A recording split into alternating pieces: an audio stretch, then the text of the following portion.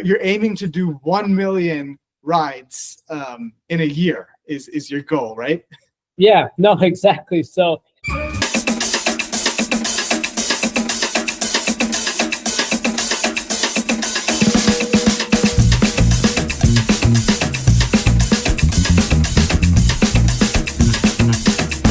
experts, I've got Mohib Hamidi here, who is looking to buy NEMT businesses all over the country. Mohib, how you doing? hi, how are you? Thank you so much for having us. Having me on. I appreciate it. Just to let everybody know, when we're first starting off in the space, you were extremely resourceful, obviously helping us use your software. We really appreciate that. You're awesome. You're always connecting the community, so we appreciate all your commitment. Thank you, Mohib. Mohib, you and your partner Omar have built up a huge transportation business in the last mile delivery space with Amazon, like 120 vehicle fleet. You've started your NEMT business in the past few years, and you've been using all your learnings from the Amazon delivery business to quickly scale up and be really successful in the NEMT space. And now you're looking to go national. I want to walk through each piece of the journey. Tell us about starting the last mile delivery business and how you were able to scale so quickly. Yeah, no, absolutely. So we got into the last mile logistics space back in 2019, literally right before COVID. And we're blessed enough to have a partnership with Amazon. We got in at a very crazy time. As you know, COVID was going on. 2020, the whole country was shut down. Amazon was an essential business. So it was all about scaling, right? And then also making sure your safety's top notch. Your metrics are, phenomenal, because in Amazon world, we always strive to be the closest thing to perfection. And it taught us a lot about how to, run a business, build a culture, how to motivate your team to stay with you and continue to scale. And then in addition to that, also dealing with COVID, having drivers not being able to come in, the whole social distancing situation. But what I've learned is there's always contingency plan. There's always a way around it. And that's the one thing I really value about working with Amazon. And now, and their model is very simple. You put the customer first and you work backwards, and just really focus on different type of, contingency plans. One of the things that we learned quick is to really build that culture, like really understanding your team. And I think the first valuable lesson that we learned is that, Amazon was our client, but in addition to Amazon, our drivers are our client. So our whole culture is based on, hey, we work for our drivers, right? We got to make sure they're taken care of. If that's on a personal level, obviously at the job, having the right equipment, our team is to cater to them. And we realized that, compared to other companies, that we're able to scale very aggressively. And believe it or not, a lot of the drivers that we recruited at that time, a good percentage of them were simply just referrals. And which is obviously really, going back to 2020, it was very tough to, hire drivers. And in addition to that is also making sure your fleet is taken care of, making sure the job is getting done, vehicles are going down, drivers are calling out, accidents, robberies. And then we're still able, with COVID, like hitting us like this, able to deliver packages within a certain amount of time. And at that time, packages were very sensitive. You have families that need certain things. They, especially folks with disabilities, they can't leave the house, but they're depending on Amazon, for medication or essential things to help them with their daily life. So we were able to scale, and then we went into the non-emergency. We got introduced to the non-emergency medical space kind of by accident. I shared the story with you. My aunt, she was battling cancer, and she needed gurney transportation. my aunt's health was not good. She was stage 4. And yeah, every chemotherapy appointment was like giving her a little bit of life. She had 4 appointments, 2 times the transportation was like completely late, where the clinic couldn't even fit her into an appointment. And then 2 times it was no call, no shows. And what we realized is there's no accountability. You call the insurance company, they connect with the broker, and then they connect with the owner operator.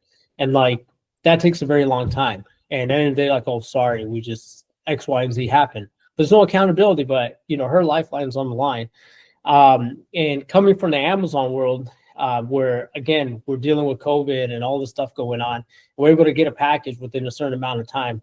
And you can live without a package. Now you're dealing with human lives. And we realized quickly, like, there's got to be a better way to do this, and we wanted to set that culture, our systems in place. And what we learned about putting the customer where in the medical transportation space, the passenger first, and work backwards, right? Because there's always going to be barriers. And we saw, when we first entered into this industry, we did what a lot of companies didn't want to do. We offered a lot of our services during the week, during the weekend, and also in the evening, right? That's where it's hard to find availability. But we did that to prove to, these healthcare providers, hospital systems, like, look, we're able to take on the most, the trips that a lot of other companies want to do, and with, making sure the passenger is happy. Mohib, can you tell me about how the NEMT business has scaled since the time you started it 2 years ago in 2023 up until now? Yeah, no, absolutely. So when we first started off, just in general in transportation, we started off with 5 vehicles, grew to about 120 vehicles. And then when we entered the non-emergency medical transportation space, we started off with a couple vehicles. Our goal was to actually acquire a company. But a lot of the companies that we kind of interviewed and we took a look at their deck, it didn't really fit what we're looking for. So we had no choice but to do a startup. So it wasn't really anything we planned on doing. But when we started, we did a couple vehicles. We didn't want to go too aggressive. It was more like trial and error. We really wanted to understand the industry and then really get down our systems and processes before we focus on really scaling. And then now, we're on track this year. And then actually in the next couple of years, our goals to probably be between 50 to 100 vehicles. And we want to actually do that by acquiring other companies throughout the country. And Mohib, you guys have recently gotten investor backing to do exactly that, right? To go and acquire NEMT businesses anywhere across the country where you find a business that you find worth buying. What are the sort of criteria that you're looking for in evaluating what NEMT businesses you want to buy? Yeah, no, absolutely. So we look for, companies that, first of all, we look at their company culture. We look at what kind of contracts they have. If it's a company that just majority does broker, that's probably not the right fit for us. And we analyze the, leadership. There's a lot of great companies out there where they've had a lot of great drivers. They have a lot of synergies compared to, similar to us. And that's really about caring for people. We really want to, evaluate a company that has that in their culture, because that tells me if you really care about your services, that tells me how you're going to treat the rest of your company. And our goal essentially is to continue legacies. There's a lot of companies I've met that have been around for 20 plus years, and it's about that time they want to retire. They're not sure what to do next, and I'm sure they could go put it on the market and it'll probably find some interesting buyers. But our goal is, we're operators first. We want to continue that legacy. We're not, we don't want to come in and completely destroy the heart of a company. We want to continue that. And then what can we bring value to that company? Can we bring our systems and processes and increase, the revenue, make things a lot more efficient? And again, do our systems fit and able to help more folks with access to care when it comes to transportation? And you're agnostic to geography, right? Like if there's an NEMT business that fits your criteria, wherever in the country, they're totally game for you to go and evaluate and buy. Is that right? Yeah, no, absolutely. I mean, if you're running a successful business, you're most likely not going anywhere, right? And we're not really, we don't want to just stop ourselves, based on geography. If there's a wonderful business, and I'm just going to throw a state out there, let's say Connecticut, and it's, somebody started it, they've been in the industry for quite some time, they build it, they put their heart and soul into it. We want to continue that, and there's some businesses out there that they don't think there's a way out. They don't really have an exit plan. And we even talk to these folks and go, hey, this is what we think. We have a full financial team that helps us out as well. I'm not a numbers guy, so I'll be the wrong guy to speak to about that, to do a complete analysis. And you might not be ready right now, but just to know that you have that option, to know what your value is. A couple years down the line, life might change, and then you might be ready for that exit. But the key for us is to continue, and I'm going to keep saying that, to continue that legacy. I've met companies where their employees have been with them for 20 plus years, and then their kids work with them, and it's kind of like a generational business. And I think that's a very beautiful thing.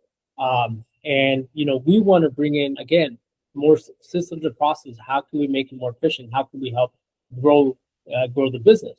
Another example is there's companies out there in certain type of markets where there's a lot of opportunity, but they might not have the financial means to grow. We're optimizing opportunities. So we also do strategic partnerships as well, where there's a lot of synergy between the two companies. Nice.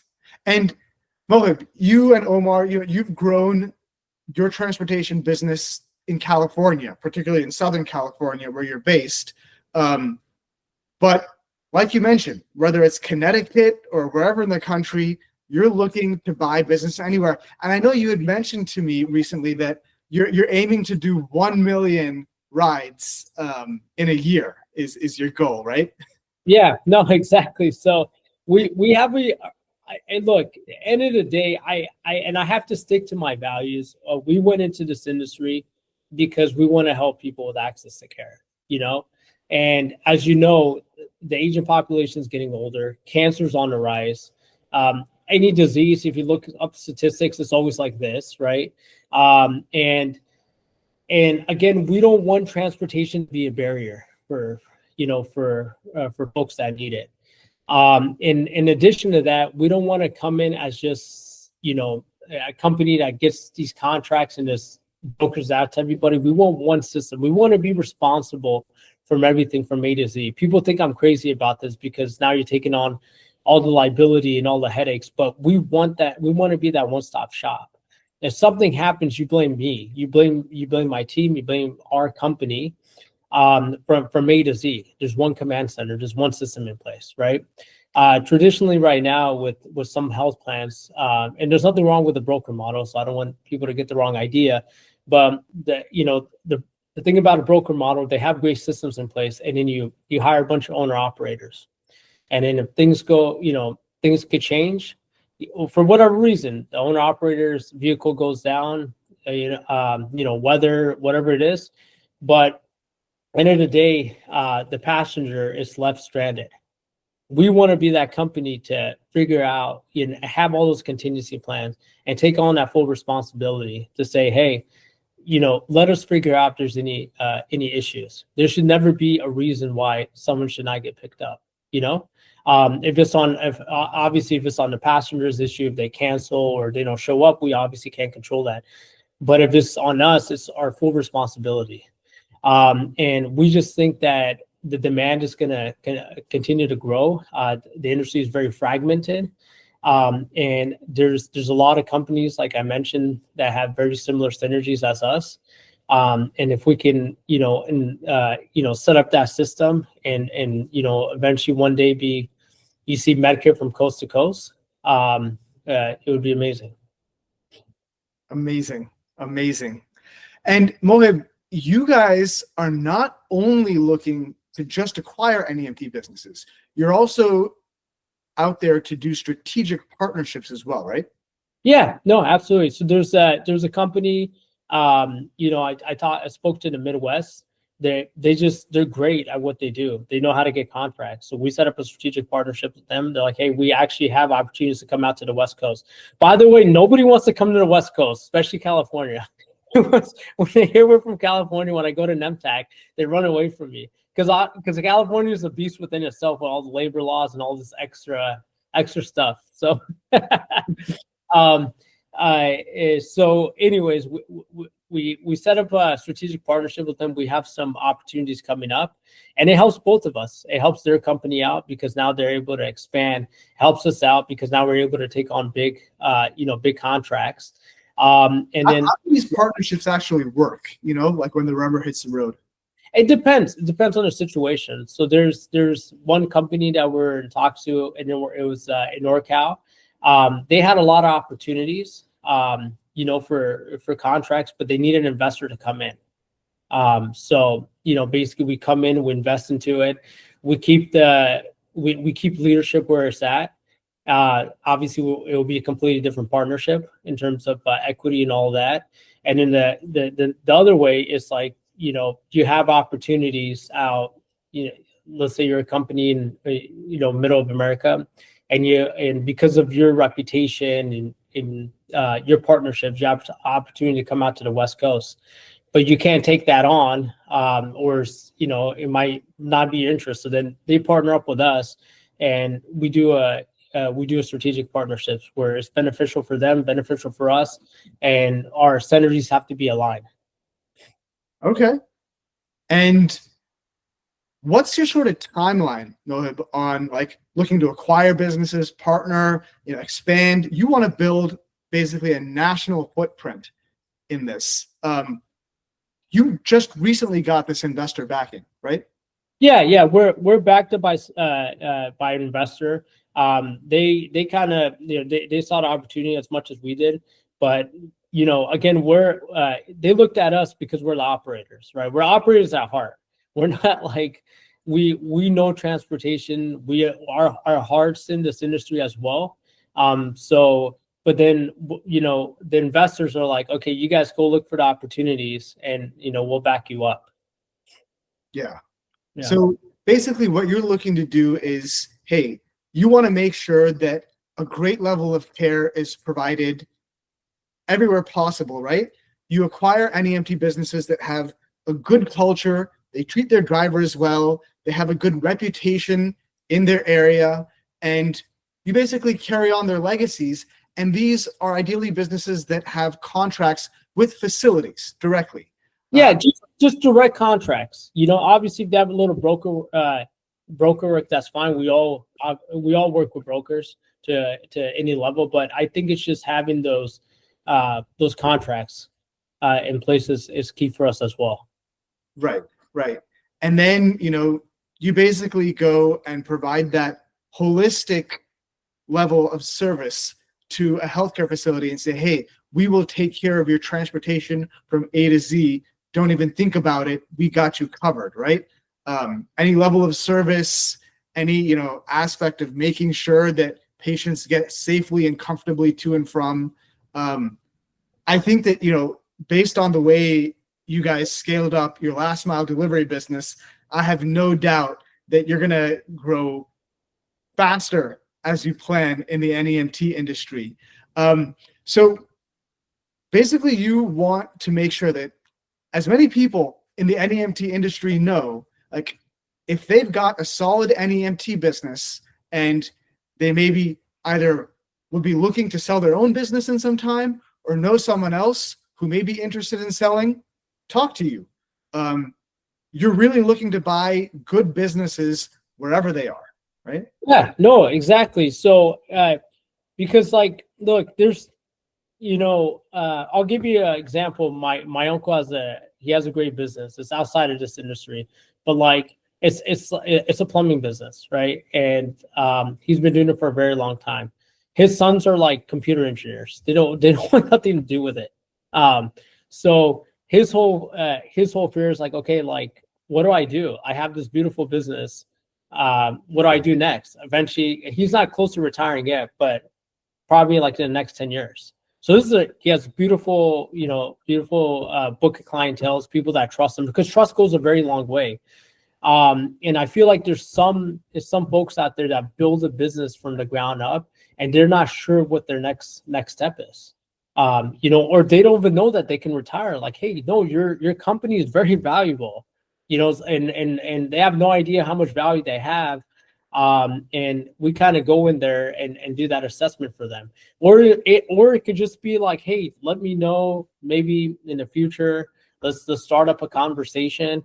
There's a lot of due diligence as well, because there's some companies where they have their books are phenomenal. There's other companies where they mix a lot of transactions or personal expenses with their business expenses. We have to go and clean that up. And again, there could be companies out there that they're in a certain market that have a lot of opportunities. They need a strategic partner to come in to invest in them and to continue that. Like, I'm not trying to reinvent the wheel here. If you have a great reputation, you're a great leader. Like, I want to work with you. Stay as the CEO of your company. How can we bring in value?